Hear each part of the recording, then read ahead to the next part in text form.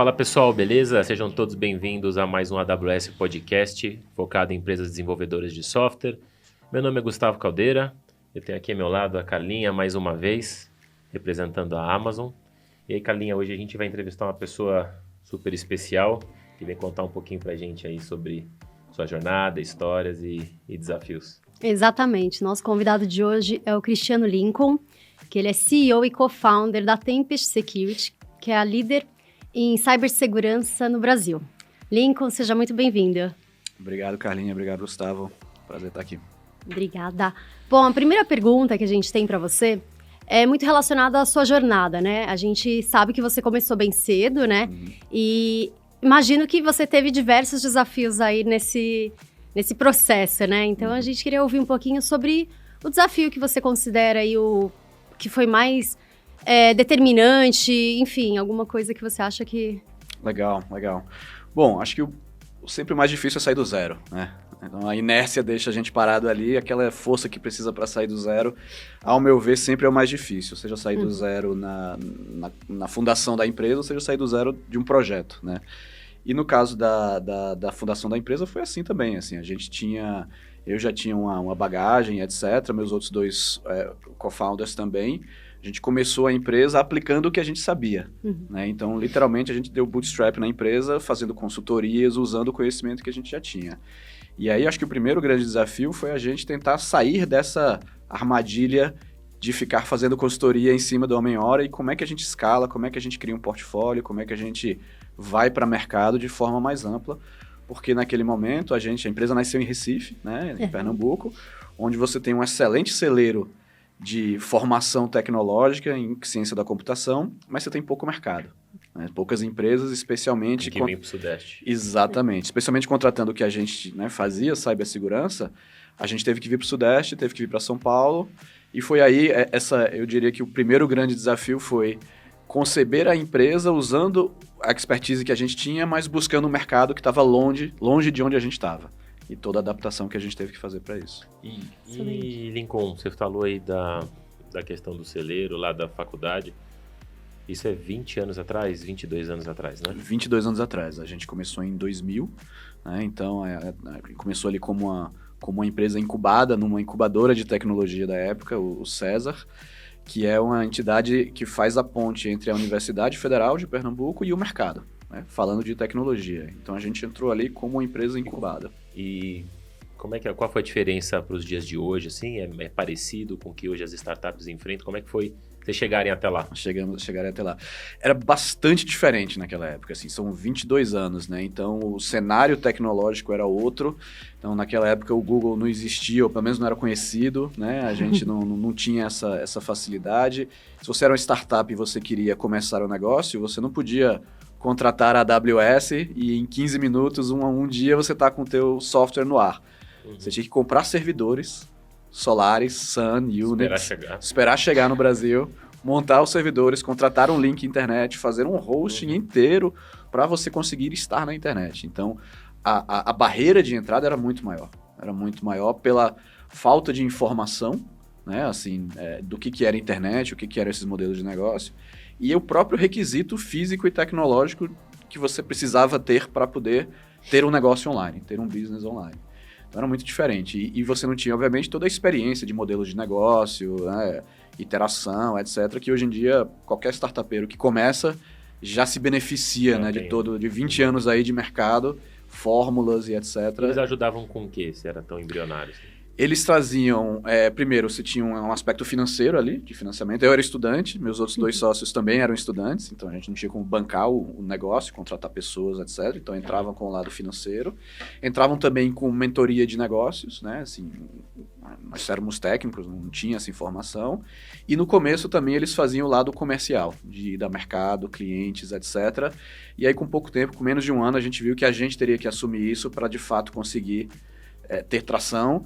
E na hora que a gente assumiu isso, em pouco tempo a gente viu que a gente precisava vir para São Paulo, ter uma presença em São Paulo para estar próximo dos clientes, né? Que sem isso não ia sair do lugar.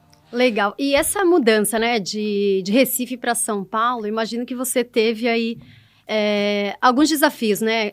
Ainda mais quando a gente fala que você falava muito mais técnico e você teve que mudar um pouquinho aí o teu perfil para mais de business, né? Mais de negócio.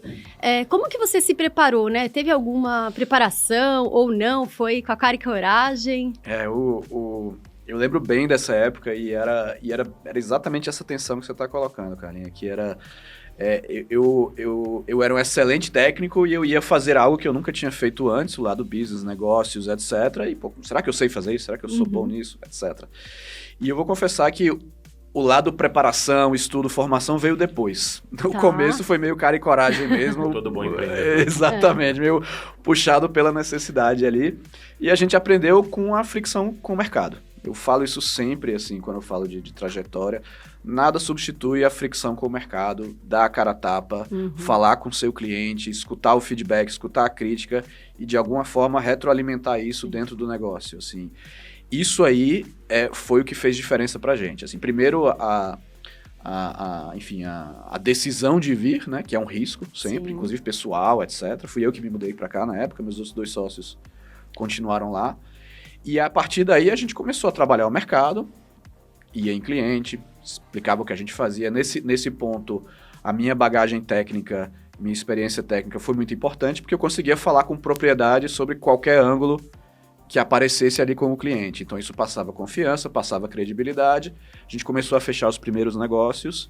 E assim, no começo, quando você está nessa fase, fechar uma grande marca é super importante. Pra gente, essa grande marca foi a Sul América Seguros, lá no Rio de Janeiro, 2005 ou 2006, mais ou menos nessa época, que foi um primeiro grande cliente corporate nosso, em que foi super parceiro, a gente fez um excelente trabalho, e a partir daí a gente começou a usar esse cliente como um case. E podia dizer, olha, eu trabalho para essa empresa, olha o que eles fazem, entre em contato com eles, e a coisa foi começando a girar. Então eu diria que foi a fricção com o mercado, né, pular do lado do fundo da piscina. Às vezes, o fato de você, como empreendedor, não ter opção, você tem que make it work, né? Assim, então, isso faz você ir lá e você sai do outro lado. E foi isso que aconteceu. A gente aprendeu com esse processo, conseguimos ali ter uma atração e se estabelecer, e aí a parte de formação mais estruturada, profissional, etc., veio um pouco depois, quando eu já estava preocupado em, ok, como é que cresce esse negócio, como é que escala isso aqui, como é que eu saio de 20, 30 pessoas no modelo boutique para algo que tenha de fato uma escala, centenas de pessoas, clientes, etc. Esse ponto do primeiro cliente, eu acho que muitos que estão assistindo, estão ainda naquela início de jornada de empreendedor, ele está esperando esse momento. E provavelmente não vem rápido. Não vem fácil, com certeza. Para todo mundo, acho que para a maioria não vem, né? Cara, você chega a pensar em desistir e o que te continua movendo para uma hora vai dar? Porque alguma hora vai acabar recurso, acabar dinheiro, né? Exato. Pressão, para quem tem família, por exemplo. Exatamente. É tudo muito frágil nessa época, né? Assim, nessa fase de vida da empresa, o empreendedor ele tá ali balançando muitos pratinhos, né? Assim, tem o pratinho do fluxo de caixa, que não pode faltar dinheiro para a empresa girar, o pratinho da equipe, que você precisa manter motivada e engajada, o pratinho do mercado, como é que eu chego nos clientes. Então, balancear essas coisas todas é sempre um desafio. E é como você colocou, né? O psicológico do empreendedor nessa hora é super importante, assim, porque dá vontade sim de desistir. Você pensa em desistir todos os dias nessa fase. A verdade é essa, tá? Então, eu sempre gosto de dar real, assim, né? Da coisa. E quem for empreendedor e estiver escutando sabe que é isso. Você tem vontade de desistir todos os dias. E eu acho que essa é a diferença, assim. Tem alguma coisa ali, tem alguma coisa que só você sabe, ou só você acredita, ou que só você é cabeça dura o suficiente para não desistir ali. E quando você passa por essa resistência, as coisas acontecem, se você, né, passa o suficiente dela, e isso vira um patrimônio. O fato de você ter enfrentado aquela adversidade, ter saído do outro lado, isso te cacifa para a próxima adversidade que você vai enfrentar. O próximo desafio, o próximo problema que você vai enfrentar. Então, e assim, e tem algumas situações em que você vai porque você não tem opção. Então, você sabe que, olha, se eu não fizer isso aqui, cara, a empresa vai quebrar. Eu não vou pagar a folha salarial do mês que vem, sabe? Eu vou me separar da minha esposa, seja lá o que for, entendeu? Mas aquela pressão ali, nessa fase da empresa e do empreendedor, você está fragilizado, é muito fácil você se encurralar. Sim. E você se coloca em situações em que você não tem opção a não sair para frente, senão tudo desaba. E isso também, não vou mentir, ajuda também. Sim. Ou seja, você está no lado da piscina, lá do fundo da piscina, você tem que aprender a nadar, senão você morre. Uhum. Isso também ajuda a dar uma motivada. Mas é o drive do empreendedor. Eu acho que é aí que faz a diferença, sabe? Entre executivo e empreendedor, é conseguir lidar com essa incerteza. Sim, e eu acho que é importante também você ter pessoas, né, do seu lado que... Com certeza. Quando você tá lá, que você fala, nossa, não vou conseguir nadar, vou me afogar, tem uma pessoa que tá lá, não, vamos, tô aqui, segura tua mão, acho que isso daí é... O papel dos sócios aí é importantíssimo, assim, ninguém consegue fazer isso sozinho, a verdade é essa, assim, você precisa, seja no lado pessoal, assim, família, pessoa, né, cônjuge, etc., ou no lado, né, sociedade mesmo, tem uma hora que você tá down, seu sócio vai lá, te levanta, vamos lá, etc. Tem outras horas que é o contrário, mas esse apoio aí é fundamental. Sem isso, você... E você não desenvolve solução para as coisas sem ter um bate-bola com alguém, entendeu? Ninguém é gênio para todas as situações, para ter resposta para tudo, para ver a situação e já achar uma solução para aquilo. Esse bate-bola com quem está engajado no negócio e tão investido no negócio quanto você, seu sócio, né? Faz toda a diferença. Você encontrar algo que funcione ali. Não, bem bacana. Você comentou da genialidade, me lembrou um ponto aqui. A gente até conversou um pouquinho antes de começar aqui o podcast, né? A notícia que eu vi era hacker, 15 anos, chega num momento que vende a empresa para a Embraer. E o que mais me chamou a atenção nessa matéria não foi isso. Foi como é que existe um hacker quando não se tem Google para pesquisar e aprender nada. Não tinha YouTube. Então, da onde que você... Que momento foi antes disso? Como é que surgiu isso aí? Como é que surgiu isso na sua vida? Legal. Numa época que ninguém falava de tecnologia. Era coisa de maluco total. Eu tive muita sorte, assim. A verdade é essa. Porque eu tive acesso à internet muito cedo. Eu comecei essa internet em 1991, 1992. Por que isso? Porque meu pai, ele era professor da Universidade Federal, no curso de administração. Então, ele foi fazer doutorado dele nos anos 80, na Inglaterra. Eu tinha 6, 7 anos de idade, então, obviamente, a família toda foi junto. E quando a gente voltou em 89, eu voltei com duas coisas. Primeiro, a facilidade com a língua inglesa, foi alfabetizado lá, então acesso à leitura, etc., é essencial. E segundo, a gente voltou com um computador, que era meio... Né, aqui no Brasil, você ainda estava sob a reserva de mercado, que você só tinha computadores nacionais, a gente trouxe um computador de lá.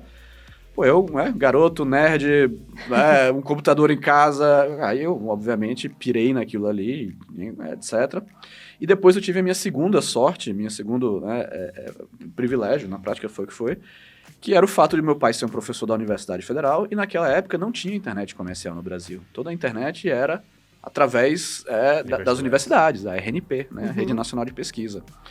Então, minha segunda sorte, tive acesso a essa coisa maravilhosa chamada internet em 1991, 1992. Sim.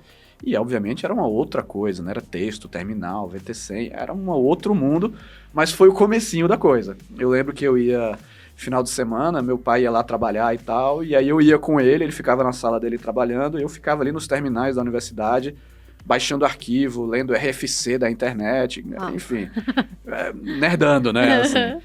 E isso aí, obviamente, levou a um interesse aí na área de segurança, hacking, Unix, etc. E aí daí que começou o interesse em segurança. Depois disso, comecei a trabalhar ainda adolescente, né? Já tinha ali uma veia de não ficar parado. Depois entrei no curso de ciência da computação, conheci meus sócios, e aí que veio a coisa da Tempest, uma forma de usar esse interesse ali na adolescência por segurança, hacking, internet, Unix, etc., como business, né? Como algo assim. A gente já via, cara, esse negócio de internet vai ser muito grande. E segurança nisso aqui vai ser grande algum dia. Então ali a gente já tinha meio que a semente para o que poderia via se tornar esse mercado. E se tornou, de fato. Começou ali. Legal. E tem uma história interessante, né? Que você começou pela porta dos fundos. Exatamente. Conta um pouquinho pra gente sobre essa situação. Nessa época aí, né, então 92 até 95 mais ou menos, né, até a chegada da internet comercial no Brasil, imagina a situação, né, você tem ali internet, algo muito restrito, um adolescente ali de 12, 13, 14 anos com muito tempo livre, muita curiosidade, acesso a algo que quase ninguém tinha acesso, que era a internet naquela época. Eu comecei a aprender sobre segurança, aprender sobre hacking. E acabei, enfim, ainda naquela época eram tempos mais inocentes, digamos assim. Né? A gente comparar 93 com 2022, assim, são 30 anos de diferença, realmente mudou muito. Era uma época em que você não tinha as consequências que você tem hoje e as coisas não tinham o peso que elas têm hoje. Então, eu comecei ali aprendendo sobre segurança, me vi diante de um sistema operacional Unix, que naquela época era algo assim extremamente restrito. Eu queria continuar a ter acesso àquilo ali e fui, como é que eu faço para ter acesso? Comecei a pesquisar, não tinha Google, né, como você comentou, mas tinha um negócio chamado FTP e uma invenção nova estava começando a aparecer ali, uma tal de www. Né? Então, estava começando ali em 93, 94, começando a ganhar popularidade. Eu comecei a usar a web ali. E ali você tinha ainda um ambiente de muita disponibilidade de informação técnica. Desde como a internet funcionava, as RFCs, os padrões técnicos, mas também tinha informação, por exemplo, sobre computer security, como é que sistemas operacionais funcionavam, e eu fui devorando aquilo ali porque eu queria manter o meu acesso. Porque era algo assim, tipo, cara, tive acesso a Unix, nunca mais na vida que eu vou ter acesso a isso, como é que eu faço para manter? Aí uma coisa levou a outra e foi aí que começou um pouco desse lado aí da porta dos fundos. E que depois a gente, né, saiu e deu entrada e entrou pela porta da frente depois, já depois de ter feito 18 anos. E o mercado, você comentou aí numa entrevista que saiu da conversa de criança, agora está na conversa de adulto, né? Isso aí. Aquele almoço de família no final de semana. Exatamente. Mercado de segurança. Mas eu vejo que ainda nós temos um problema de qualificação, né? Na nossa área de tecnologia, no geral, imagino que em segurança talvez seja também até pior. Com né? certeza. Como é que a Tempest está se organizando e se você tem feito algumas coisas também ou sociais ou para o mercado, não só pensando no teu negócio? No time diretamente, né? Legal, é exatamente o que você falou, assim, a situação de disponibilidade de profissionais formados nisso é baixíssima, né, no tema. As listas que a gente vê de tecnologia, as duas, né, perfis de profissionais mais demandados e com menos disponibilidade são Data Science, em primeiro lugar, cibersegurança está ali no número 2 ou no número 3 sempre, né? Você não tem faculdades que formam isso como você tem em engenharia de software, redes e outras áreas da computação. O que a gente fez na Tempest, né? A gente nasceu numa universidade, formação está no nosso DNA. E a gente cresceu formando pessoas. Primeiro, assim, era eu e meus 2 sócios, a gente contratava alguém, a gente nunca exigiu nessa fase conhecimento e segurança, porque quase ninguém tinha, então seria inútil a gente exigir. Olha, preciso de alguém com uma boa base, senta aqui do meu lado, vou te ensinar tudo que eu sei.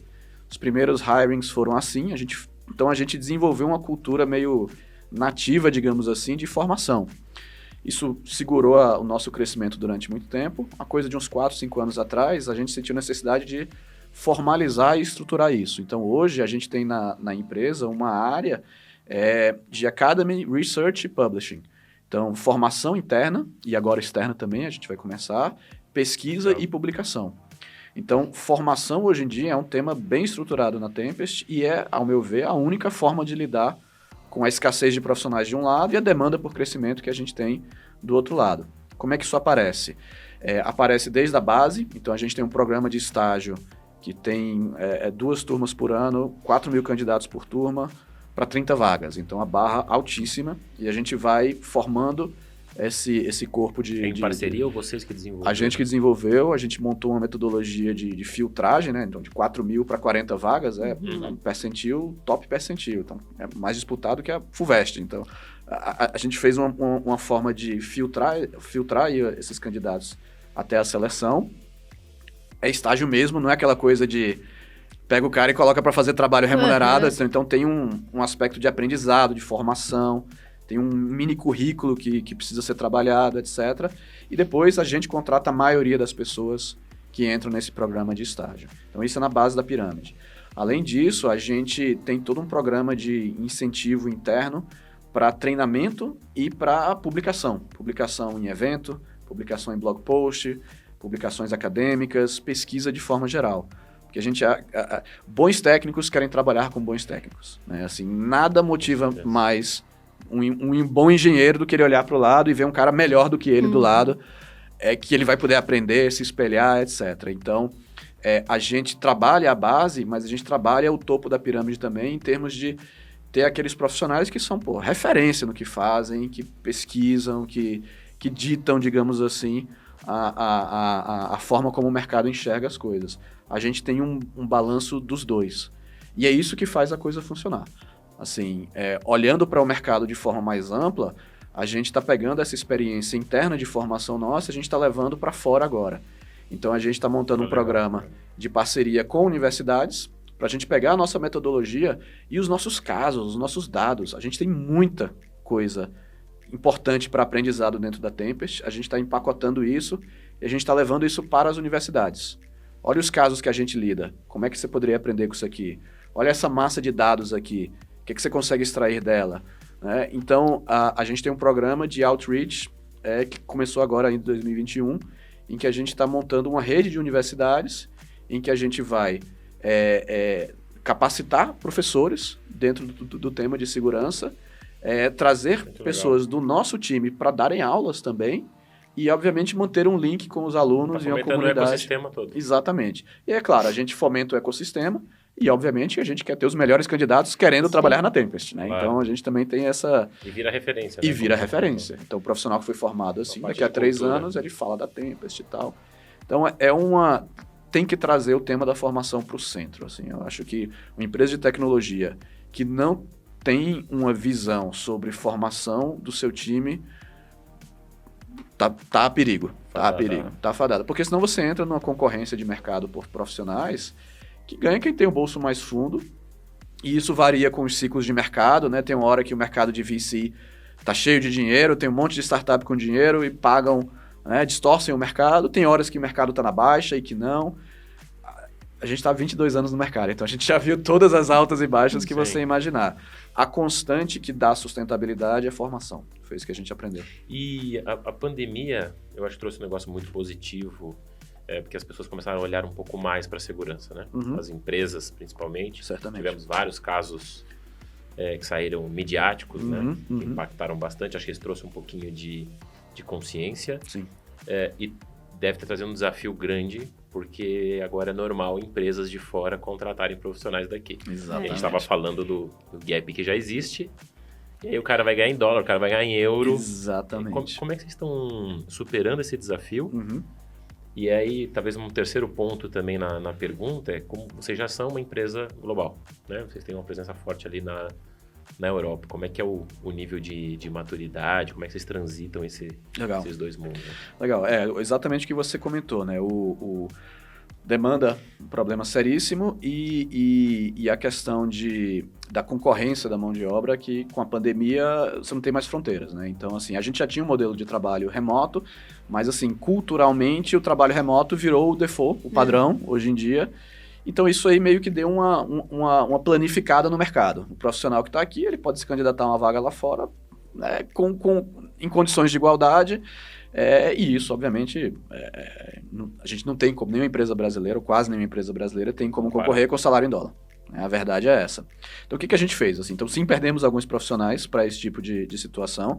A gente fala que a gente não perde profissional para concorrente, a gente só perde profissional para cliente, que acaba muitas vezes querendo contratar o nosso time, sim, ou então para a empresa de fora, que aí você tem essa vantagem ou salarial, ou em muitos casos, menos hoje em dia, mas mais antes, que a pessoa quer morar fora. Né? Tem o desejo, o sonho de morar em outro país.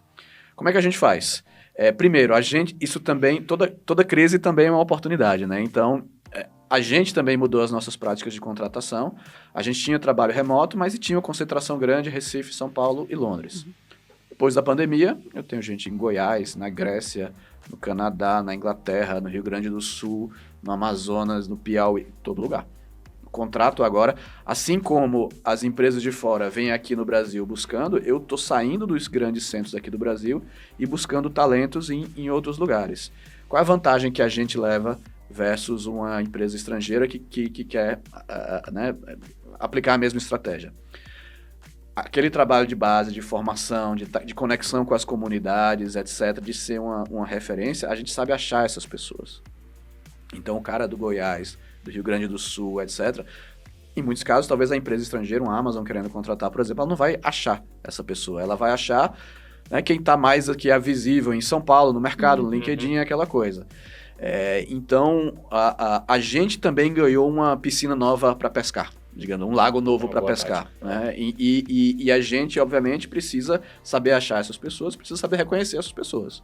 O bom é o seguinte, tem muito, muito talento Brasil afora, que está longe dos grandes centros, que muitas vezes está sem aparecer, sem estrutura, né? Que quando você acha, cara, aquele menino, aquela menina vai embora, assim, decola, assim, sabe? Se desenvolve, assim, de uma forma incrível. Então, o talento está aí. As empresas precisam desenvolver formas de estarem ligadas a essas comunidades e serem atrativas para essas comunidades, né? Então, tem que ter um give back aí de alguma forma e saber puxar essas pessoas. Então, ok, o tabuleiro, né, ficou um só agora, o pessoal de fora pode vir contratar aqui também, mas, por outro lado, a gente também ganhou uma vantagem.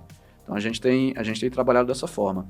E sobre o último ponto, né, do lado, né, da Operação Brasil, Operação Fora, a gente fez durante muito tempo, até antes da pandemia, intercâmbio. Então, a gente pegava profissionais nossos que iam passar 6 meses na nossa operação lá em Londres. A gente pegou alguns profissionais que foram lá passar 2 anos, 3 anos. Então, com isso aí, a gente não só tem um aspecto de cultura, né, tem um aspecto aí de reaproveitamento de conhecimento e de tentar criar um link. A pandemia dificultou isso, na verdade é essa, assim, porque inevitavelmente, quando você vai para um ambiente remoto, aí você tem as pessoas, né, entrando e saindo, você dilui isso um pouquinho mais nesse aspecto internacional. Mas agora, com a coisa, se tudo der certo, melhorando de vez, a gente vai retomar isso. E a gente comentou também um pouco antes sobre a LGPD, né? A gente estava falando antes de começar. 2018 tem ali, acho que a ideia, né? 2020, agosto de 2020, concretização. A gente vê as empresas se mexendo, se movimentando um pouco para alterar seus contratos. A gente comentou também, boa parte das pessoas nem lê, só aceita. Né? Exatamente.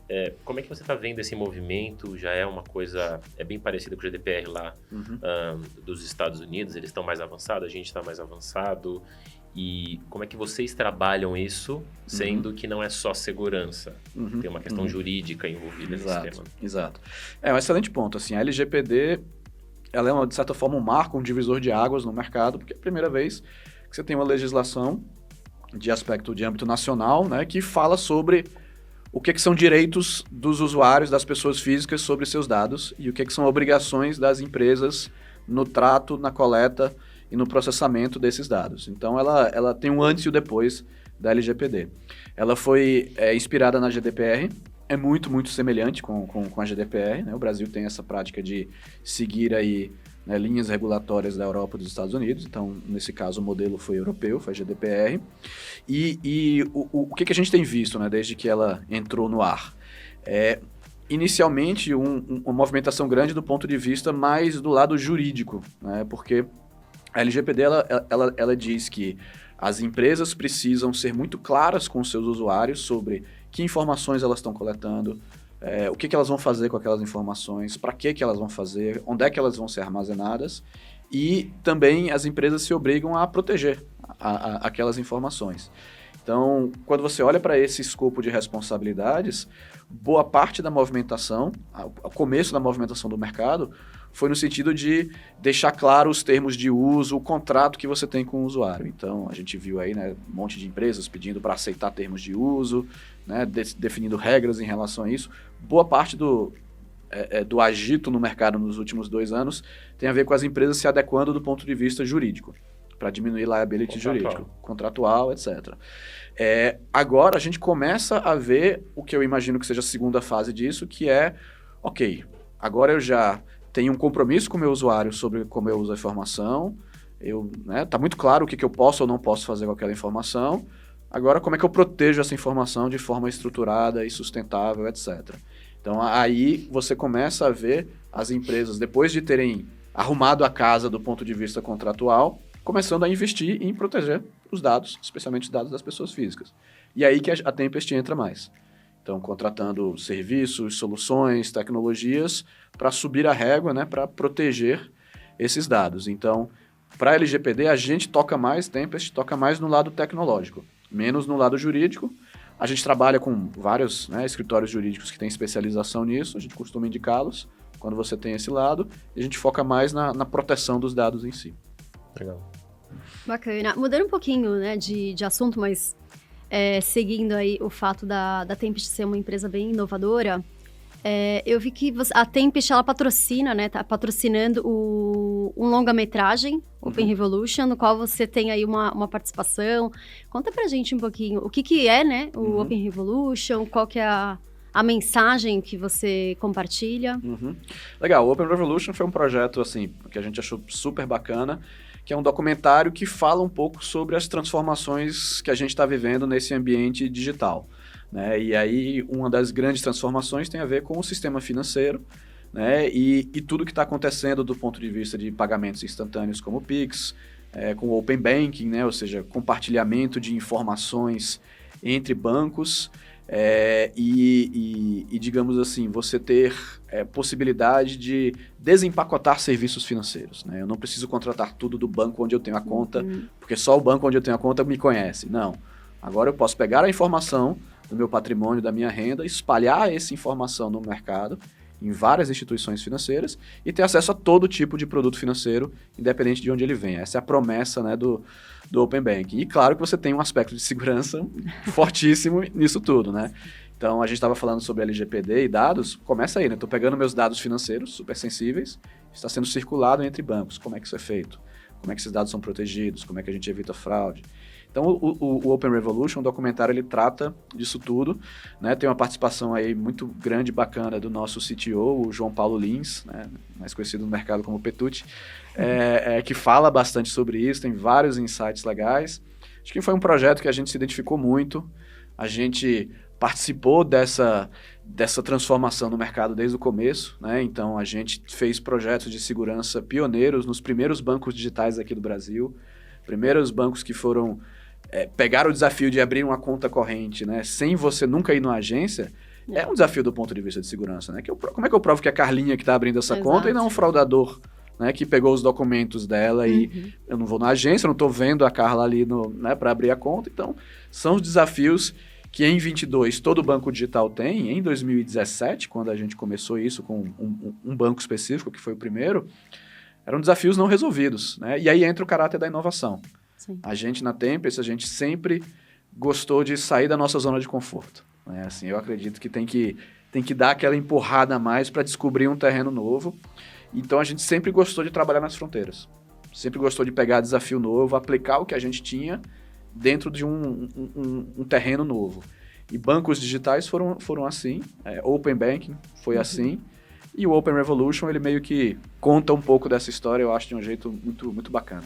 Um projeto que a gente gostou muito. Sensacional. Como é que é para a empresa brasileira, você falou de inovação, né, esses desafios, como é que é essa decisão, em que momento que você toma a decisão de internacionalizar a sua marca? Então, por que você toma essa decisão se o mercado é gigantesco, por exemplo? Né? Como é que te leva, faz sentido talvez eu ir para outros mercados? Aí você escolhe a Europa. Normalmente o pessoal vai à América Latina e Estados Unidos. Né? Aí você escolhe a Europa. E se chegar lá, e você é um brasileiro, uma empresa brasileira, como é que eu conto essa história, né? Que veio para São Paulo. Eu imagino que muita gente que está escutando a gente tem esse desafio, né? Com certeza. Como é que o cara toma essa decisão? Como é que é se apresentar lá fora e falar, cara, tudo bem, eu tô com uma ideia aí. E várias empresas, provavelmente, de segurança já existentes ali na Europa. Com certeza, né? o mercado muito já forte, é né? estabelecido. Legal, deixa eu responder essa pergunta aí com 3 partes, que é primeiro o porquê que a gente foi, depois como é chegar lá, e terceiro o porquê Londres, né? Porque Inglaterra, Europa e não Estados Unidos e outros. O porquê, a gente abriu a operação em Londres em finalzinho de 2013 e comecinho de 2014. A Tempest, nessa época, a gente era uma empresa totalmente... A gente não tinha venture capital, era totalmente self-funded, né? Eu, meus 2 sócios, a gente girou a empresa, cresceu a empresa, a gente se financiava, se bancava nossos investimentos, etc. Então, a gente não tinha VC né, para financiar um processo como esse. Então, a decisão de por que a gente foi, olhando hoje, né?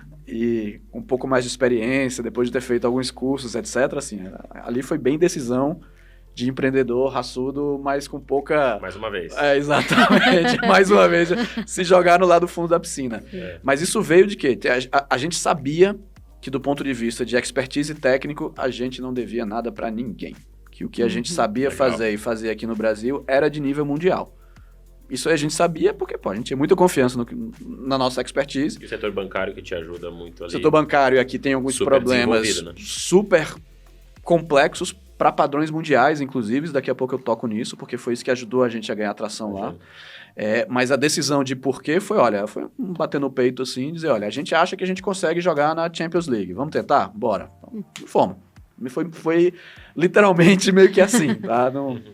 Não sei se eu me orgulho muito disso, do ponto de vista de business e planejamento. Hoje em dia eu toco a empresa de uma forma bem diferente, né? Mas naquela época foi bem assim.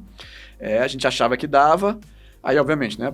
Mercado desenvolvido, o mercado da Inglaterra de tecnologia é 6 vezes maior que o mercado do Brasil, mesmo sendo um país muito menor.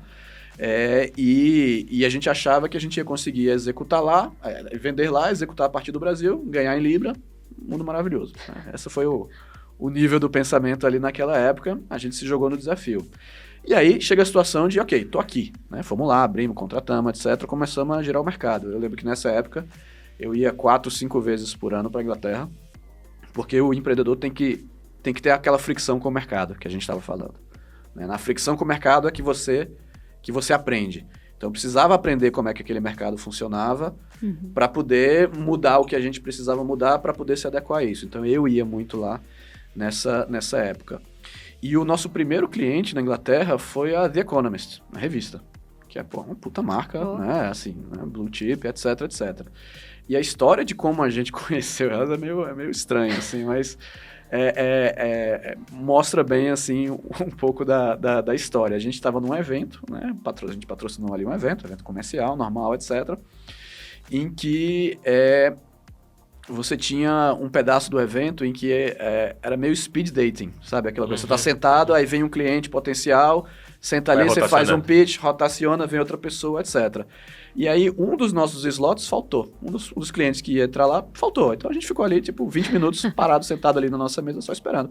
Aí sentou uma pessoa, disse, oi, tudo bom? Eu sou a Chief Security Officer do The Economist. Eu vi que vocês têm Intelligence no nome, Tempest Security Intelligence, e eu tô procurando inteligência de ameaça. Vocês fazem alguma coisa disso? Uau.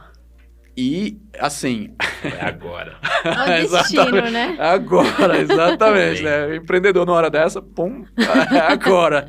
E aí, eu comecei a falar sobre a experiência que a gente tinha aqui no Brasil, trabalhando com os bancos, usando o Threat Intelligence, para lidar com o problema das fraudes. E quando você olha para fraude digital, fraude bancária no país, no Brasil... Cara, a gente tem o cenário de ameaças mais desafiador do mundo, porque você tem altíssimo uso de tecnologia, uma população super conectada, um altíssimo uso de serviços digitais financeiros, comparável à França, Alemanha, etc., junto com crime, problema social, né, falta de lei, todos os problemas do Brasil que a gente conhece. Você junta essas duas coisas, né, alto uso de serviços financeiros com ambiente, né, perigoso, falta de lei, etc., isso é o terreno perfeito para crime cibernético, para fraude financeira digital. E era essa a realidade que os bancos viviam e a gente se desenvolveu nesse ambiente. A gente cresceu, digamos assim, com a barra lá em cima.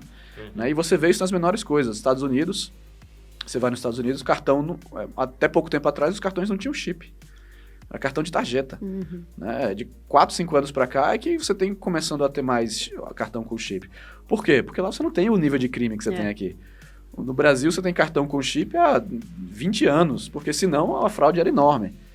Então, a gente começou a contar essa história, falar da nossa experiência, de como a gente usava Threat Intelligence para resolver o problema de fraude aqui dos bancos brasileiros. Ela gostou, disse, gostei, vamos fazer uma prova de conceito. A gente fez uma prova de conceito gratuita durante 3 meses, entregamos, eles adoraram, contrataram, depois indicaram a gente para a BBC, canal de televisão. A gente fez a prova de conceito, adoraram, contrataram, e aí a coisa começou a acontecer. Aquele cliente sponsor que a gente estava falando antes, que aqui no Brasil foi a Sul América, lá na Inglaterra foi o The Economist. Então, e aí inclusive a Vicky, que era a CISO de lá, ela foi super graciosa, assim, e tipo, deu uns testemunhos super favoráveis pra gente e tal, etc. Enfim, hoje em dia a gente tem uma atuação, assim, estabelecida lá. Lá nós não somos a maior empresa do mercado, claro, mas a gente atende excelentes clientes. Então lá a gente atende o Tesco, rede de supermercados, né, um dos maiores do mundo. A gente atende o Comitê Olímpico Internacional, que fica baseado em Lausanne, na Suíça. Esse foi resultado de um trabalho que a gente fez aqui nas Olimpíadas de 2016. A gente fez todo o trabalho de segurança para as Olimpíadas de 2016. Conhecemos o pessoal do Comitê Olímpico Internacional. Eles nos contrataram para fazer o mesmo trabalho para as Olimpíadas de Tóquio, que terminaram há pouco, né, durante a pandemia. Fizemos. E, enfim, hoje em dia a gente tem Mastercard, a gente tem a UEFA como cliente, né, a Liga de Futebol. Nos Estados Unidos, o Citibank, Mastercard. E eu acho que isso fala um pouco sobre esse mercado de cibersegurança, né? É um mercado global, é um mercado drivado por demanda. Né? Então, assim, se você sabe do que você está falando, se você tem um bom produto, tem expertise, tem demanda em todo lugar do mundo. A verdade é essa. Né? Então, é uma empresa, né, nascida no Recife, do Brasil, etc., trabalhando para um monte de empresa enorme lá fora. Por quê? Porque a gente entende do assunto. E você acha que eles dão mais... eles escutam mais as empresas lá de fora, empresas inovadoras que não são tão grandes, assim? Eu trabalhei em muitas empresas multinacionais, né? E aí, em eventos, quando eu vou lá para fora, eu vejo muito isso. O nova-iorquino, ele perde tempo, se a solução for boa, com qualquer cara. Ele não tá querendo saber muito se você é gigante, se você não é gigante, quem você atende. Se a solução é boa, ele vai parar para discutir, que foi mais ou menos o que a CISO do The Economist fez. Fez, exatamente. Porque ela olhou lá, a empresa, tem inteligência no nome, conta aí. Vou escutar, né? Exatamente. Cara, é um outro ambiente de negócio, de forma geral. Primeiro, tudo muito mais rápido e mais objetivo. Né? Aqui no Brasil, assim, o ambiente de negócio brasileiro ele é muito baseado no relacionamento, e você conhecer, ganhar confiança, etc., para depois você conseguir fazer alguma coisa mais ampla. Lá não, muito mais objetivo. Muito menos perguntas. Eu tive muito mais pergunta em 2005, quando eu me mudei aqui para São Paulo. Né? Tipo, mas você é de Recife, o que você está fazendo aqui? Como assim? Desconfiado. Como é que é isso e tal? Muito mais pergunta nessa época do que quando eu fui para Inglaterra perguntando, mas você é do Brasil, o que você está fazendo aqui? Etc.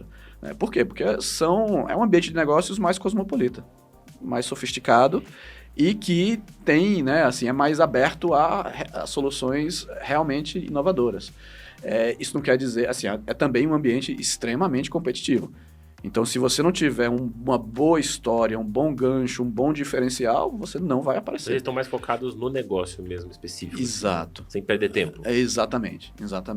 Aqui no Brasil, assim, pela própria cultura do país e pelo ambiente de negócios, especialmente para uma empresa pequena, o grande desafio é primeiro você conseguir uma agenda numa empresa, né, grande. Sim. E segundo, aquela empresa está conversando com você, mas pensando, será que esse cara vai estar no mercado daqui a um ano? Vai quebrar? Vai sumir? Não sei com quem eu estou falando aqui. Lá fora, o ambiente ele é muito mais aberto a esse tipo de coisa. Há empresas pequenas que estão começando. Então, eu achei excelente a experiência de doing business lá. E conta pra gente, em relação à Embraer, né? Como que foi aí esse processo, esse movimento? Legal. Bom, a gente recebeu um primeiro aporte de capital em 2016 de um fundo chamado FIP Aeroespacial, que é um fundo de venture capital, mas que tinha capital da Embraer ali dentro. Vários outros cotistas também, mas tinha um capital da Embraer ali dentro. E ali foi o começo da nossa aproximação com a Embraer já em 2016. E isso foi se desenvolvendo até a gente intensificar a parceria agora no começo de 2020, mais ou menos. E eu pergunto, por que a Embraer tem a ver com cibersegurança, né? Como é que essas coisas se conversam? Agora, muita gente esquece que a Embraer, além de fabricar avião, ela também é uma empresa de defesa, né? Então, ela produz equipamentos, inclusive aviões, ligados à defesa nacional. E cada vez mais esse tema de segurança cibernética, ele começa a tocar em defesa nacional, quando a gente fala de infraestrutura crítica nacional, quando a gente fala de forças armadas, etc., o lado do ambiente, do ataque da defesa cibernética, hoje em dia é um tema que começa a aparecer, né? A gente vê Ucrânia, Rússia, Estados Unidos, é um tema que está lá, né? Então, se você olha, a boa parte das empresas da indústria aeroespacial no mundo, Boeing, Raytheon, Thales, BAE Systems, etc., que são análogos à Embraer nesse sentido, né, de fabricantes, etc., boa parte delas também tem braços de cyber, exatamente olhando para esse mercado de defesa nacional e de cibersegurança dentro da indústria aeroespacial. Então, dentro desse contexto de mercado, é que a Embraer se interessou pelo tema de cibersegurança. A gente começou a desenvolver o relacionamento lá atrás. Isso foi se intensificando. A gente fez um Series B em 2019. Fizemos um processo, mercado, etc. A Embraer já tinha uma proximidade, uma afinidade ali super bacana com a gente. E a gente fez um deal com a Embraer exatamente dentro dessa visão de negócios. Então, a Tempest ela tem uma atuação muito forte e crescente que ela sempre teve no mercado privado, isso continua, né? Ou seja, ano passado, por exemplo, a gente cresceu 40% a receita da empresa, etc. Esse ritmo continua.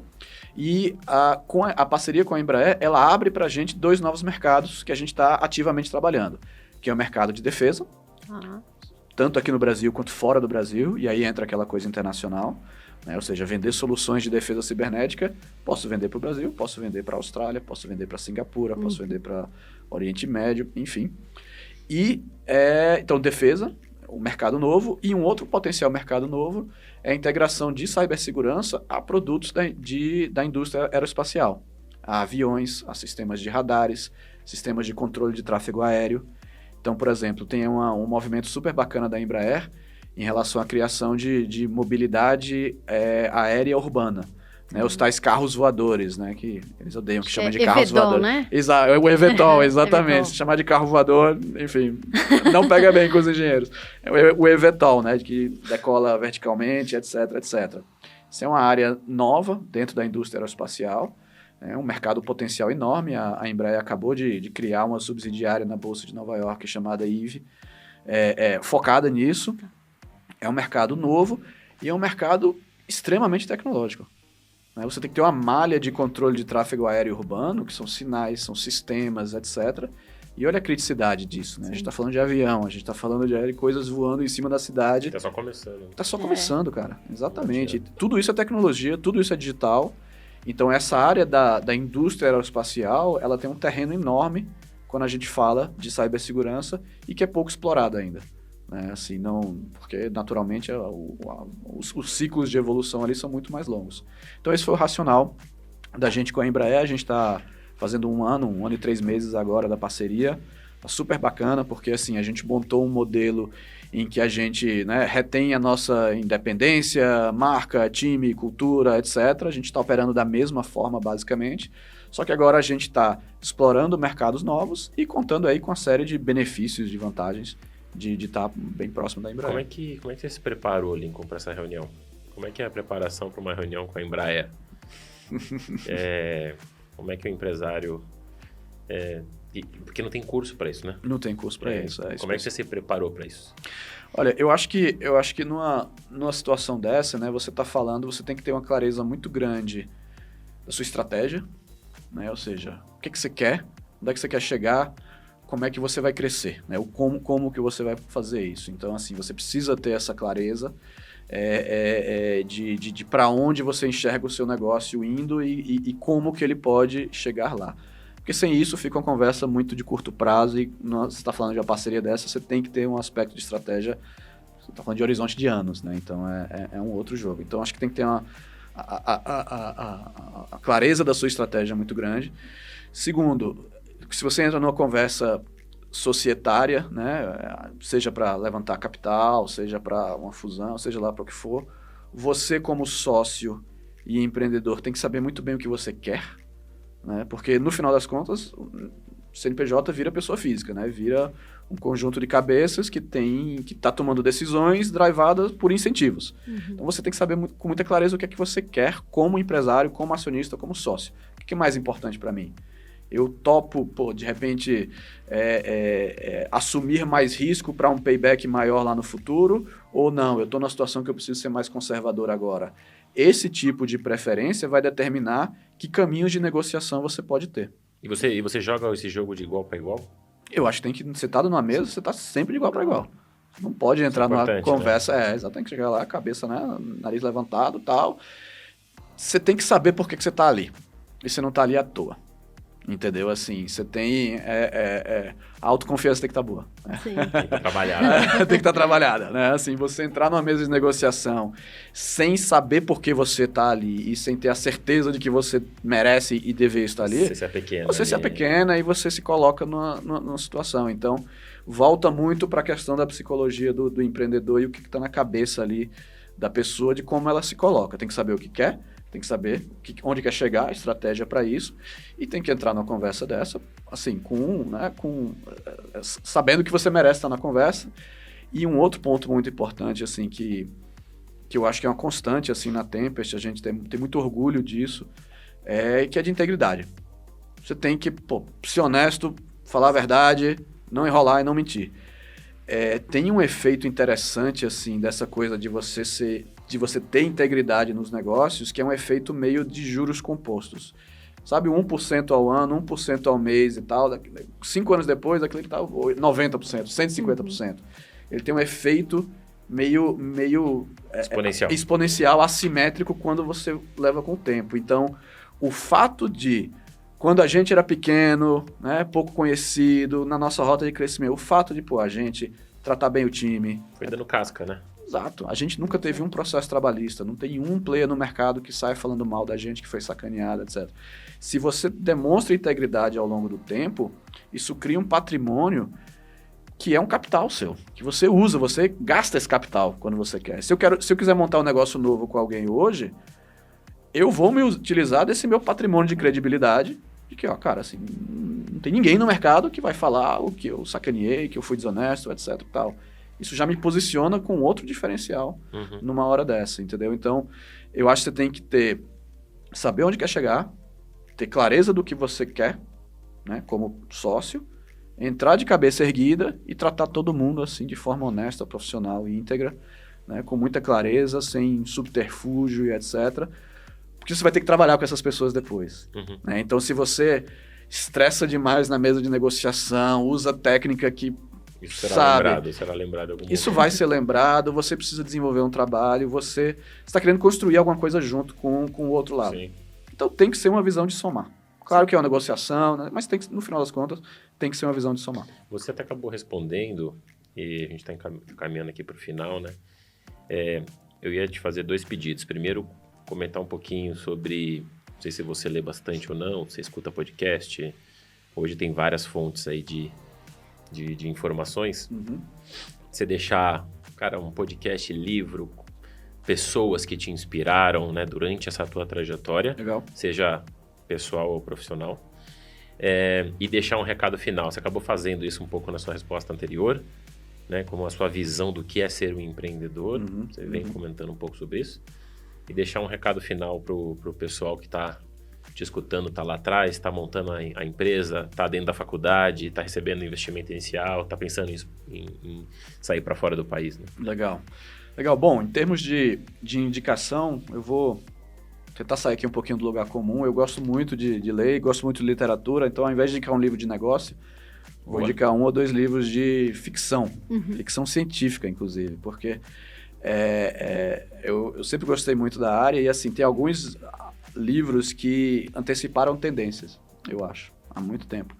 Então tem 2 livros que eu indicaria, de forma totalmente despretensiosa, do mesmo autor, um cara chamado Neil Stephenson, que é meu autor favorito. Um deles se chama Snow Crash e o outro se chama Cryptonomicon.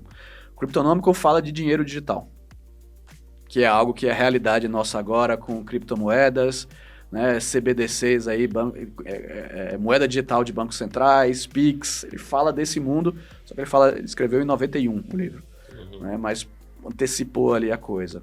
Snow Crash fala de mundos virtuais. Inclusive, a palavra metaverso nasceu nesse livro, inclusive, que hoje em dia a gente está vendo aí a forma como essa coisa pode tomar. Então, ficção científica, em muitos casos, ela adianta tendências. Eu sempre acho legal aqui como pano de fundo em se tratando de tecnologia. Podia indicar livro de negócio também, tá? Strategies Destiny do Burgerman, eu acho fantástico e tal, mas os que me marcaram mesmo foram esses aí, porque eu disse, eita, cara, isso aqui pode ter coisa e tal. E aí foi. Podcast. Eu gosto do podcast do Financial Times, do Gideon Rackman. É muito bom, fala de geopolítica. E falando de tecnologia, um cara que eu acho que tem insights fantásticos assim para o empreendedor é um cara chamado Naval Ravikant. Ele é um investidor anjo bastante conhecido lá do Vale do Silício e que fala sobre esse tipo de coisa que a gente falou aqui. Fala sobre a trajetória, o como, os desafios, a bagunça mental na cabeça do empreendedor. @Naval no Twitter. Legal. Acho muito, muito bacana aí de ser seguido. E você comentou mais uma coisa para falar? Não, se você tivesse mais alguma coisa, além de tudo que você já deu de aula aí, se tivesse mais alguma coisa de recado direto. Eu falaria de time. E assim, especialmente na fase inicial da empresa, ou naquela fase lá, os primeiros 2, 3, 4 anos, assim, o seu time é seu patrimônio, cara. Assim, o seu time é tudo. E, pô, mercado, cliente, etc, tal, mas você não vai fazer nada se você não tiver ali as pessoas junto com você. Então, assim, quem você traz nessa época faz muita diferença para a cultura da empresa depois, né? Tem que trazer um pessoal que compre o teu sonho, compre a tua visão, porque você não vai conseguir concorrer em termos de salários, benefícios, etc., com a Amazon, com a Tempest, com a empresa, né, que já está estabelecida. Então, o pessoal tem que acreditar no seu sonho de alguma forma. Você tem que ser, né, atrativo e motivá-los em cima disso. Pô, trate-os bem. Né? Assim, são esses que vão trazer os próximos, esses possivelmente vão virar seus sócios. Tem várias pessoas que eram funcionários da Tempest, ou lá de trás, ou até recentemente, que viraram sócios. Time é tudo, assim, é o teu lastro, né? No momento da incerteza. Assim, você, cara, vai pra guerra, vai pra reunião, vai pro cliente, né? O que é que faz aquela incerteza? Pra você, pô, olhar pro lado e saber que você tem um pessoal ali que sabe, comprou o teu sonho, tá ali junto, tal, etc. Não tem preço. Reconheça demais essas pessoas. É só minha indicação. Legal, parece óbvio, mas não é nada, né? Você vê tem que fazer. Tem que fazer. Tem que fazer. Valeu, pessoal. Acho que é isso. Obrigado por todos que ficaram assistindo até agora. Foi uma aula aí com o Lincoln de empreendedorismo, da questão de segurança, que eu acho que é um assunto que tem chamado cada vez mais atenção. Não só de CNPJs, mas de CPFs também. De CPFs também, cada vez mais. Todo mundo bem preocupado com esse tema. Quero agradecer bastante aí, sei do tempo corrido. Bom, obrigado pelo convite. Você podia estar em qualquer lugar do mundo, mas você escolheu estar aqui hoje. De cabeça erguida.